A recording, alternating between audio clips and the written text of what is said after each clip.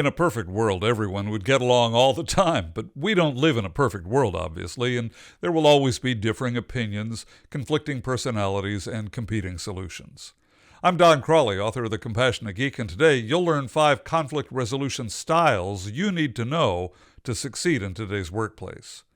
Workplace conflict is a part of life, and professionals in every industry, including IT, need to understand conflict resolution styles in order to do their job effectively.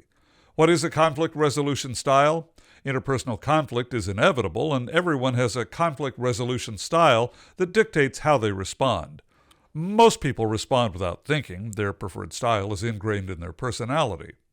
A person's conflict resolution style can escalate hostility or diffuse tension. It can foster a beneficial solution or defer decision-making to another day.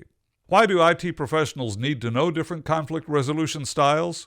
Self-awareness is an important aspect of emotional intelligence. Learning about different ways to resolve conflict will help you recognize your go-to method or natural tendency.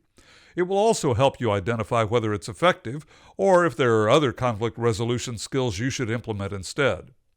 As an IT manager, CIO, or MSP, it's up to you to ensure your IT teams know the different conflict resolution skills to identify the go-to style of their colleagues, managers, or customers. If you can recognize the default style of the person you're interacting with in a conflict situation, you can adjust your response to arrive at a beneficial outcome in a faster, healthier manner. Understanding the various conflict resolution styles also gives you more tools in your conflict resolution toolbox. Though you may have a default or preferred style, understanding the other styles and when they can be useful can help you implement the best strategy for the situation. What are the 5 conflict resolution styles? Avoidant, competing, accommodating, compromising, and collaborating.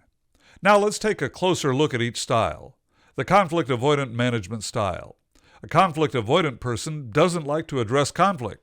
They may be shy, insecure, or just prefer to pretend that conflict doesn't exist. Sometimes a person is conflict avoidant out of fear of the other person's reaction. This style can help avoid an uncomfortable situation in the short term, but it doesn't solve a problem in the long run. The competing style. This approach to conflict resolution resolves conflict quickly.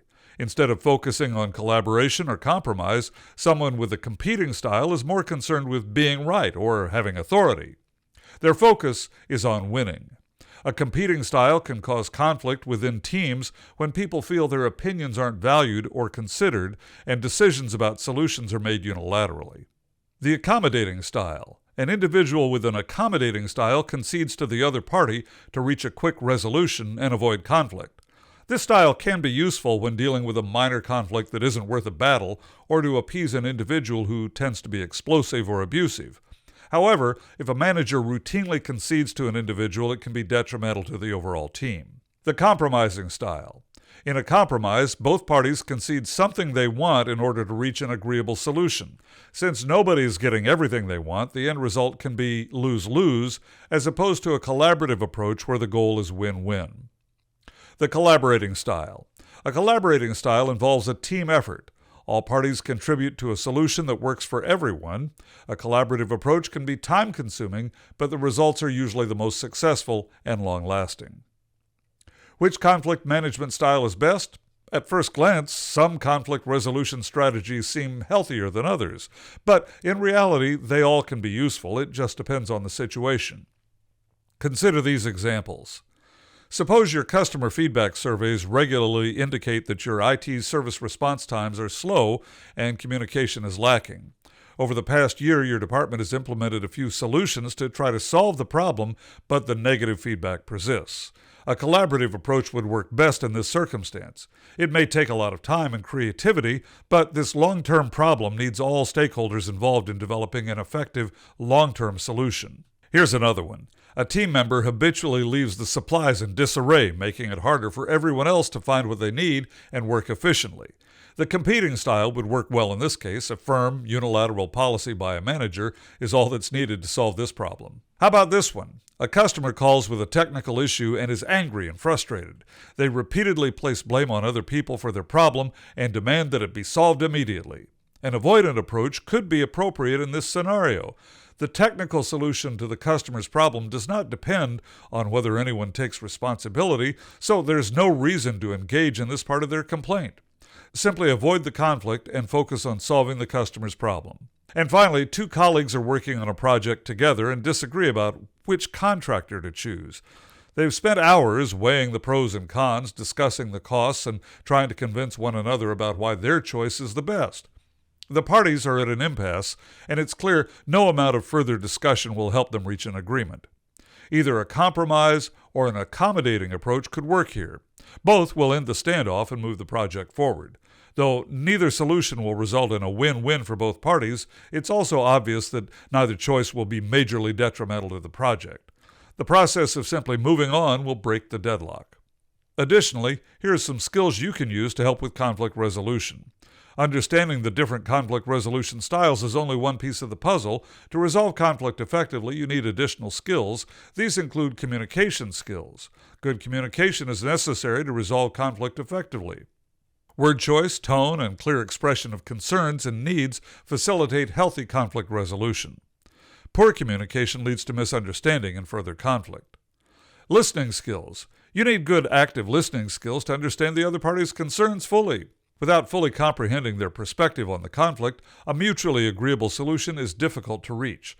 Plus, when the other person feels heard and understood, they are less likely to be combative and more likely to engage in a positive, productive discussion.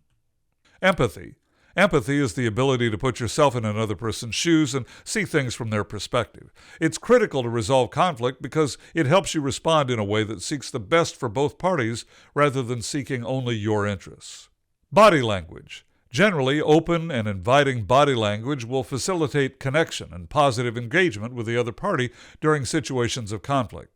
This includes good eye contact or appropriate eye contact, relaxed facial features, and uncrossed arms.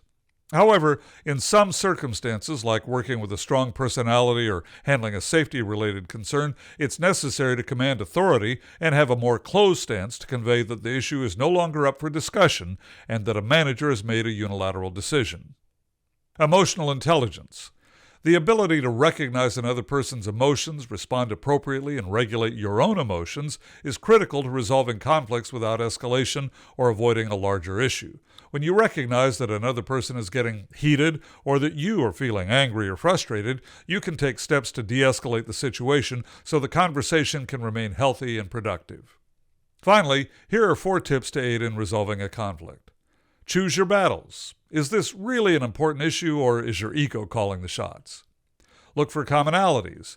Even small areas of agreement can serve as a launching point for finding solutions.